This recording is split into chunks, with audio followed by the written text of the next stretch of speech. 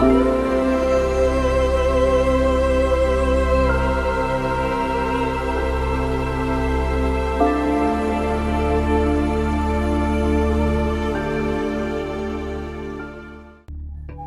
দিলাম দূরের এক ঠিকানায়, আর সেই দূরের ঠিকানা হলো সিকিম।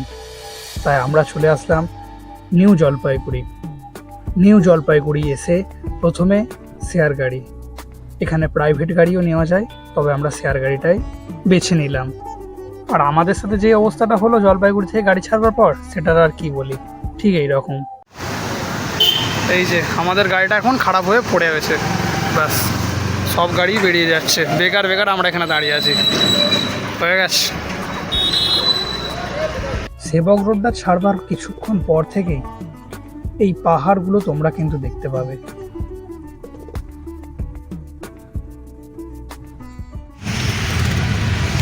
গ্যাংটক পৌঁছাতে পৌঁছাতে আমাদের সন্ধ্যা 6টা বেজে গেল, আর আমরা গিয়ে উঠলাম আমাদের হোটেলে।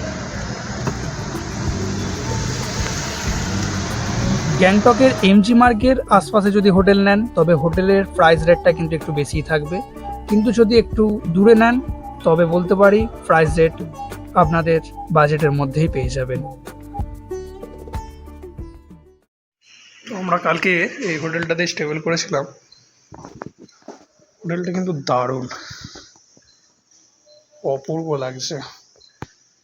আর এখান থেকে এমজি মার্কেট একদমই কাছে, এখান থেকে 5 মিনিটও না, জাস্ট খালি এইটা দিয়ে উপরটা চলে গেলেই, ওপর থেকে গিয়ে জাস্ট খালি এই সাইডে, লেফট সাইডে। তো আমরা এখন বেরিয়ে পড়লাম গ্যাংটক থেকে লাচুংয়ের উদ্দেশ্যে।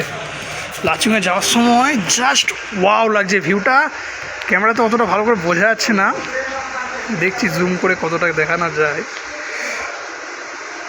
কিছু বলা নেই, অপূর্ব সুন্দর, অপূর্ব সুন্দর, দুর্দান্ত লাগছে। আমরা এখন আমার গাড়িতে উঠছি, গাড়িতে উঠে আমরা যাব এখন লাচুং। গ্যাংটক থেকে আপনারা লাচুং যান কিংবা লাচেন, পথে এরকম সুন্দর সুন্দর দৃশ্য কিন্তু পেয়েই যাবেন, আর তার জন্যই আসতে হবে সিকিম। এখানের একটা রুলস দেখলে অবাক হবে সবাই, এই যে পোলটা আছে না, মানে ব্রিজটা আছে, এই ব্রিজে একটা করে গাড়ি যাচ্ছে, এই একটা করে গাড়ি যাচ্ছে, যে সবাই মিলে চলে গেলাম আমাদের ওয়েস্ট বেঙ্গলের মধ্যে বা না, এখানে রুলস রেগুলেশন প্রত্যেকটা মানুষের প্রতি আছে। নিচে ঝর্ণা যাচ্ছে, অপূর্ব সুন্দর। আর এই আমরা ব্রিজটা টপকাচ্ছি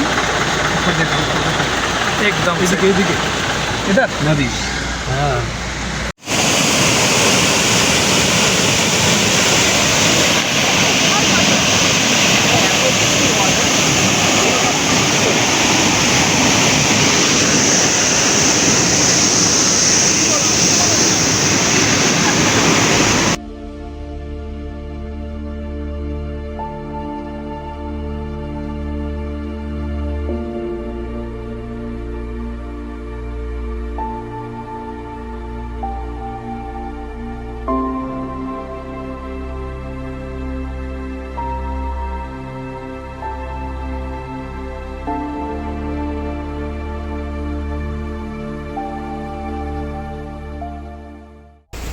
আমাদের ভাগ্য হয়তো এটাই ছিল, মেন রোডটা বন্ধ হয়ে গেছে, কারণ একটা জায়গায় বড় মতো ধস নেমেছিল। তার বদলে আমাদের অফ রোডিং করে করে অন্য রাস্তা দিয়ে লাচুংয়ে নিয়ে যাওয়া হয়েছিল, আর রাস্তাটা ছিল ঠিক এই রকম এবং এতটাই ভয়ানক।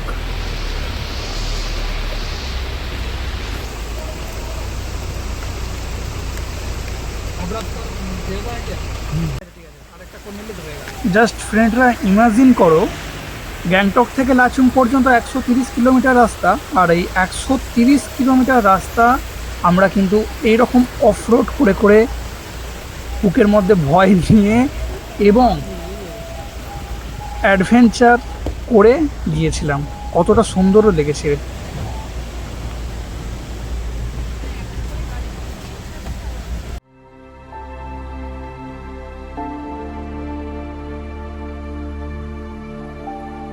যেন মনে হচ্ছে সৃষ্টিকর্তা তার নিজে হাতে একটা ক্যানভাস তৈরি করে এইখানে সাজিয়ে রেখেছে।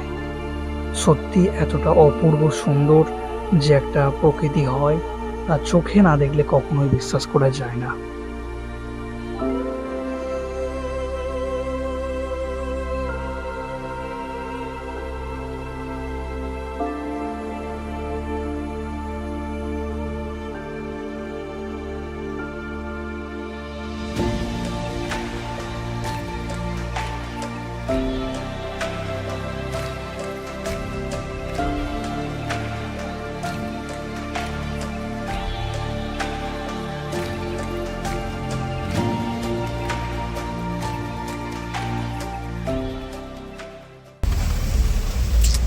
এই যাওয়া শুরু হয়ে গেছে, পারমিট হয়ে গেছে।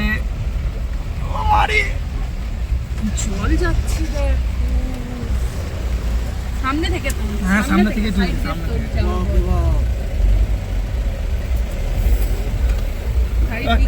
ঠিক করে তুই ভিডিওটা কর না। হ্যাঁ, আমি কাঁচটা একবার নামাবো, কাঁচটা সাইড দিয়ে দেবো।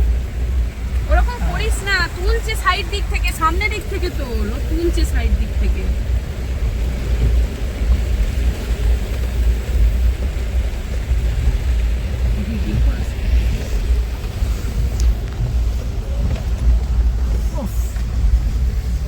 बारिश आ जाएगा तो ब्रिज भी लेके जाएगा। क्या? ज्यादा बारिश आएगा तो ये ब्रिज भी लेके जाएगा। तोड़ देगा। हाँ, पानी का फ्लो कितना ऊंचा में है देख। पानी की বৃষ্টি হবে পুরোটা দেখো। স্রোতটা একবার দেখা। এইদিকে নয়, উনি ড্রাইভ করছে ওইদিকে।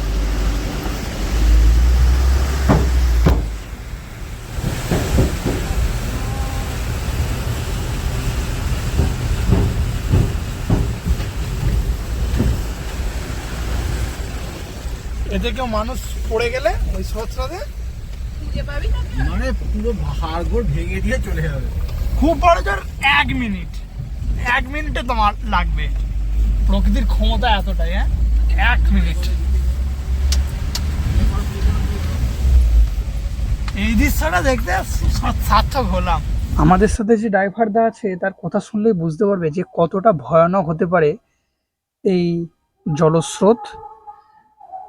জলস্রোত উঁচুতে উঠে গেলে এই ব্রিজ কেন পুরো শহরটাকে ভেঙে দেওয়ার মতো ক্ষমতা রাখে। তার কিছুটা পরেই বুঝলাম যতটাই তিস্তা নদীটা ভয়ানক ছিল তার থেকেও বেশি সুন্দর ছিল এই দৃশ্য।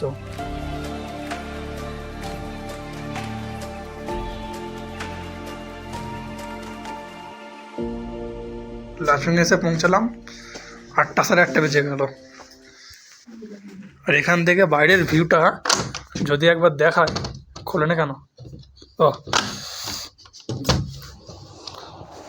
ভিউটা হচ্ছে জাস্ট এইটা,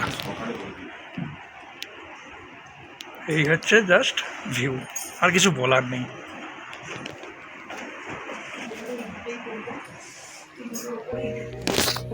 লাচুং থেকে বেরিয়ে পড়লাম valley of flower, Yumthang valley ও 0 পয়েন্টের উদ্দেশ্যে। পাহাড়ের উচ্চতায় যতই যাবে গাছপালা আর থাকবে না, ঠান্ডাটা কিন্তু বেশ বেড়ে যাবে। আর অবশেষে আমরা পৌঁছে গেলাম বরফের শহর 0 পয়েন্টে।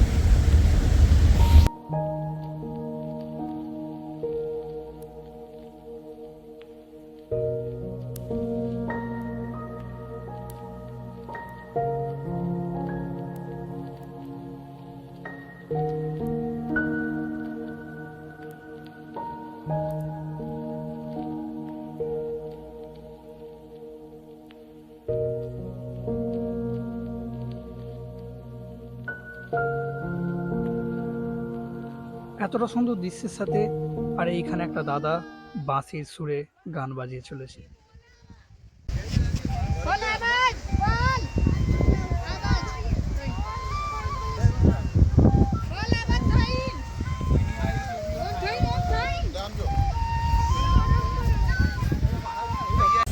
তো আমরা 0 পয়েন্টে এসে গেছি।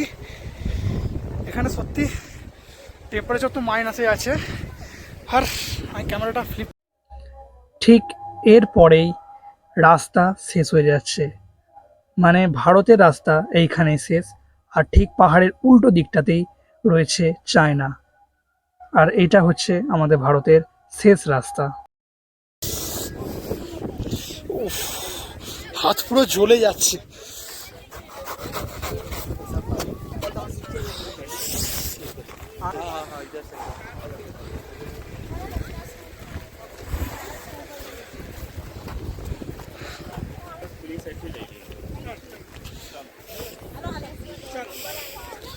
बर्फ ही बर्फ है।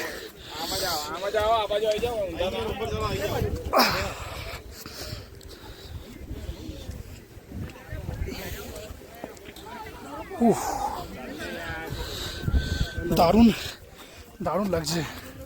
এই যে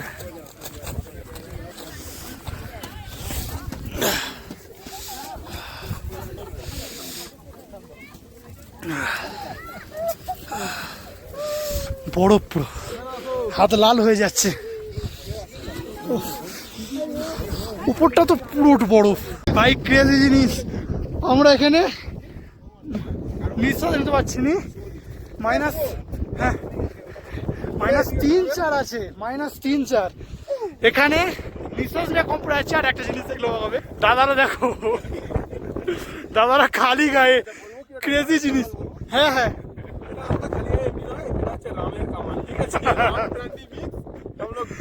ও বাবা, অদ্ভুত জিনিস, সত্যি অসম্ভব অসম্ভব, দারুণ দারুণ।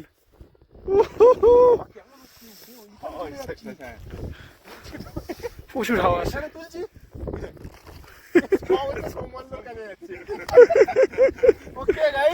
চলো,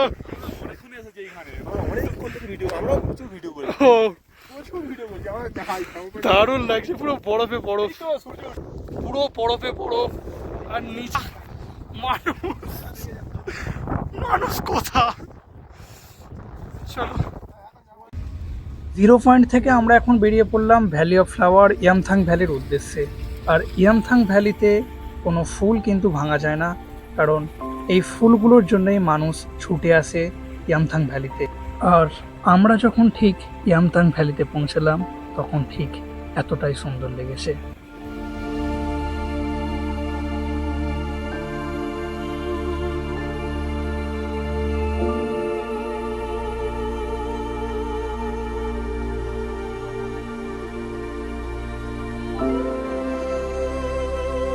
জিরো পয়েন্ট ইয়ামথাং ভ্যালি ঘুরে লাচুং থেকে ফিরে আসলাম গ্যাংটকে। লাচুং থেকে 0 পয়েন্ট গেছিলাম, 0 পয়েন্ট থেকে আমরা আসলাম এই হোটেলে, গ্যাংটকে ফিরে এসেছিলাম রাতেই। আর এখন একদম খারাপ অবস্থা, কারণ আমরা এসে এতটাই টায়ার্ড ছিলাম, শুয়ে পড়েছিলাম। হোটেলটা দারুণ কিন্তু, রিসেপশন।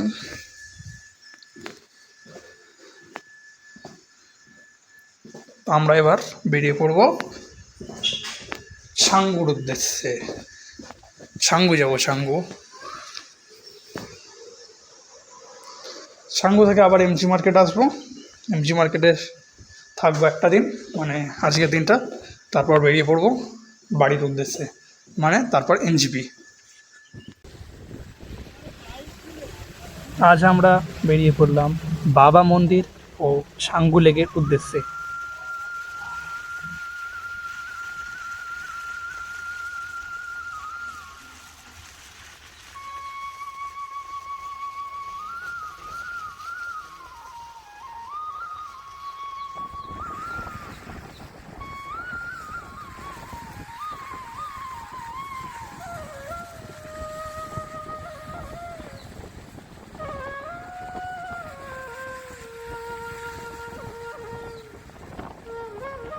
আর আমরা পৌঁছে গেলাম বাবা মন্দিরে।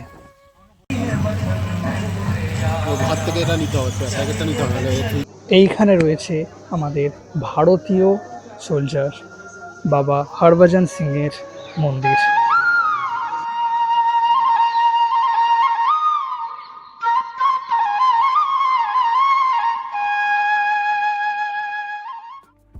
সবশেষে আমরা ঘুরে নিলাম গ্যাংটকের এমজি মার্ক। আশা রাখছি ভিডিওটা ভালো লাগবে। ভালো লাগলে লাইক করুন, কমেন্ট করে জানান কেমন লাগলো, এবং শেয়ার করুন নিজেদের বন্ধু বান্ধবদের মধ্যে, এবং সাবস্ক্রাইব করতে একদমই ভুলবেন না। পরবর্তী ভিডিওর জন্য অপেক্ষা করুন। ভালো থাকবেন, সুস্থ থাকবেন। ধন্যবাদ।